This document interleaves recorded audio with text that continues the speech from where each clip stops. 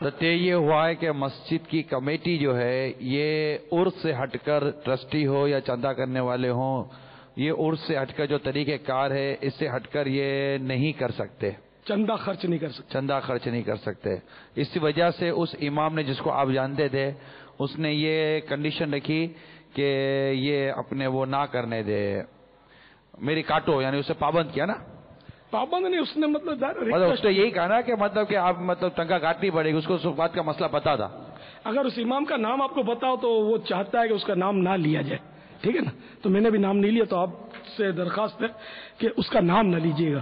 بعض لوگ ہوتے ہیں کہ وہ چاہتے ہیں کہ پردہ رہے تو اچھا ہے، تو یہ کہ وہ امام ایسا تھا کہ اس نے کبھی ایڈوانس میں تنخواہ بھی نہیں لی تھی، وہ ڈرتا تھا کہ ایڈوانس میں تنخواہ لے لی اور مر گیا تو اچھا۔ بعض اوقات کیا کرتے تھے، اس کو کہ ایک کا 2 دن پہلے تنخواہ پیش کر دیتے تھے، اس کا بھی اس نے منع کر دیا کہ یار میرے کو جب پہلی تاریخ آ جائے نا، میرا مہینہ پورا ہو جائے تو مجھے تنخواہ دینا، تم 1 دن پہلے دے دو گے اور میں اگر مر گیا تو 1 دن کی زائد تنخواہ میرے پاس رہ جائے گی، تو اب یہ اس کا نام نہیں لیا جائے۔ تو مجھے معاف فرما دیجیے گا کہ یہ وہ تو چاہتا ہے، یقیناً اس کو چاہنا چاہیے، اس کی یہ وصف ہے، لیکن اس کے چاہنے والوں کے لیے اس میں بہت سبق ہے کہ وہ امام الحمدللہ خود امیر اہل سنت ہیں۔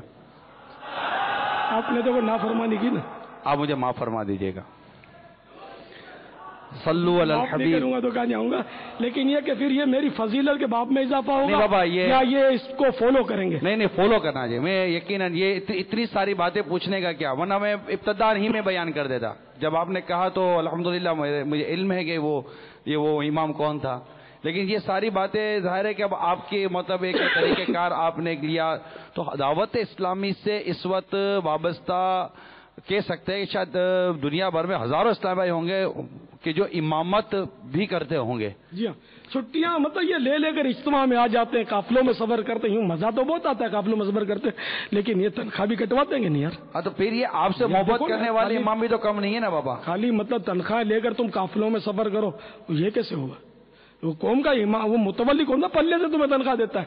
ہاں، جو متولی پلے سے تنخواہ دیتا ہے نا، بولے 12 ماہ کا سفر کرو، میں بیٹھا ہوں، تمہاری تنخواہ تم کو سوائی دوں گا، ٹھیک ہے، جیب سے دیتا رہے تنخواہ، مگر یہ قوم کا چندہ لے کر تم کو 3 دن کے سفر کے لیے دے تو یہ کیسے چلے گا؟ یہاں ایک سوال پیدا ہوا، اگر یہ متولی جو کہتا ہے کہ میں تنخواہ جیسے دیتا، اگر وہ تنخواہ ڈائریکٹ امام کے ہاتھ میں دیتا تو ایک الگ بات، اگر وہ بالفعل تنخواہ مسجد میں دے دیتا ہے چندے کے طور پر کہ یہ میری تنخواہ لے لو، اور ایک ہی مثال کے طور پر آدمی ہے کہ وہ دیتا ہے، تو کیا اب وہ متولی جو ہیں وہ اس سے اجازت سے کہ امام کو چھوٹ دے سکتے ہیں؟ کیونکہ وہ چندہ تو چندے کی ملک میں رہے گا نا، وہ وقف کے حکم میں چلا جائے گا یا اس کے ملک میں رہے گا؟ چندے پر ملک تو باقی رہتی نہیں، وقف کی صورت میں ملک کا مسئلہ تو ہے یار، ملک باقی رہتی ہے، لیکن یہ اس میں کچھ ہے پیچیدگی یار۔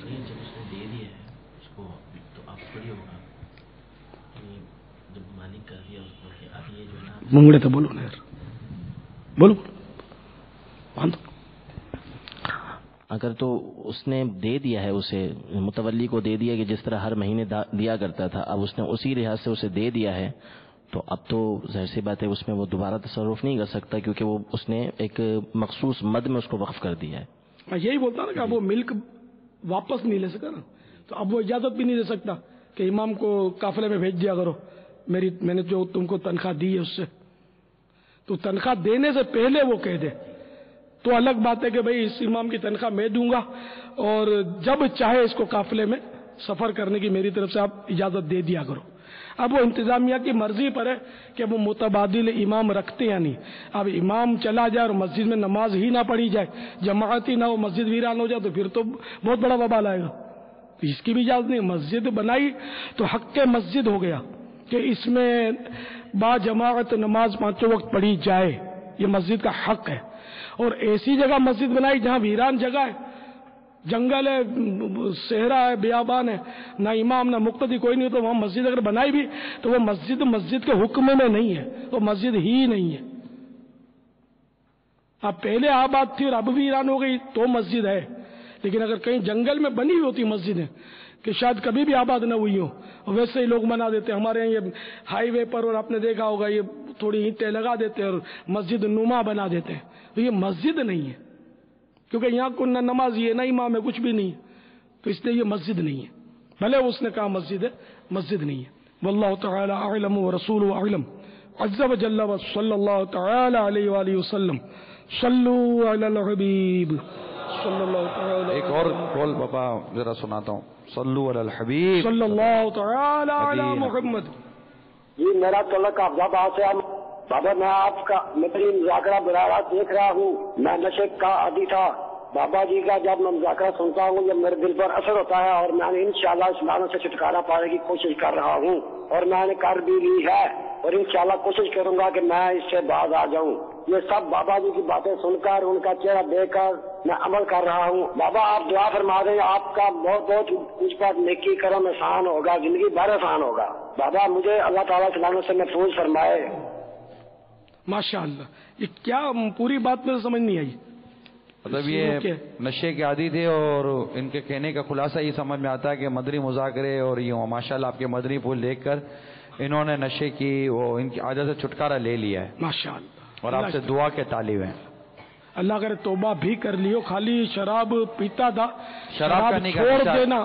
شراب کرنے کا نشہ کا ہے. ہاں نشہ چھوڑ دینا جو ہے نا، یہ ٹھیک ہے، چھوٹ گیا، آئندہ گناہ کا راستہ رک گیا، پچھلے گناہ توبہ سے معاف ہوں گے. تو اس لیے جس نے بھی کوئی گناہ چھوڑا، جیسے میں داڑھی منڈانے والوں کو کہتا ہوں کہ داڑھی بھی رکھو، اور اب تک منڈائی یا ایک مٹھی سے گھٹا، اس کی توبہ بھی کرو. ٹھیک ہے نا. تو ان کو بھی چاہیے کہ اگر توبہ نہیں کی تو توبہ بھی کر لیں اور پکا عہد رکھیں. اللہ تعالیٰ ان کو استقامت بخشے کہ یہ کبھی بھی نشے کا رخ نہ کریں، دیگر گناہوں سے بچے رہیں. تو مدنی ماحول میں اگر آ جائیں نا، اور مدنی قافلوں میں سفر کریں. انشاءاللہ ابھی تو چھٹیاں بھی آ رہی ہیں، 8، 9، 10 محرم کو تو مدنی قافلہ بہت آسان ہو جائے گا. میں امید کرتا ہوں کہ اگر یہ بھی اپنے علاقے کی اسلامی بھائیوں سے مل کر اگر مدنی قافلے میں سفر کر لیں گے تو اور پکا ہو جائے گا نشے کی توبہ جو انشاءاللہ اس میں استقامت کے چانسز بڑھ جائیں گے انشاءاللہ عز و جل. اور یہ بھی ہمارے جو اسلامی بھائی بیٹھے ہیں، یہ بھی انشاءاللہ مدنی قافلے میں سفر کریں گے، ہے نا. 8، 9، 10 سفر کریں گے نا انشاءاللہ. انشاءاللہ عز و جل. بلکہ ہر مہینے 3 دن سفر انشاءاللہ. باپا بھی یہ بات آئی تھی درمیان میں کہ چوری کے بارے میں آپ نے بتایا کہ چور بازار ہمارے یہاں بنائے ہوئے ہیں. تو اب یہ جو ایک تو چور بازار کے افراد خریدتے ہیں جن کو معلوم ہوتا ہے کہ یہ چوری کا مال ہے، تو ان کا خریدنا یہ کیسا ہے؟ اور یہ بھی ساتھ ارشاد فرما دیں کہ جو افراد وہاں خریدنے جاتے ہیں کہ جہاں پر چوری کا مال بھی ملتا ہے، یہ چور بازار ہے، اور ان کو یقینی طور پہ معلوم نہیں ہے کہ یہ چوری کا مال ہے، بلکہ ایک اندیشہ ہے کہ ظن ہے اور کہ یہ چوری کا مال ہو سکتا ہے.